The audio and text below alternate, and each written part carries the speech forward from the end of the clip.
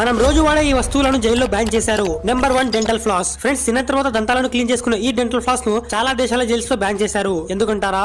2000 లో ఆంటోరియో అనే ఖైదీ dental floss పై tooth paste coating చేసి దాన్ని జైల్ గేట్ కు రుద్ది 4 కడ్డీలను బ్రేక్ చేశాడు.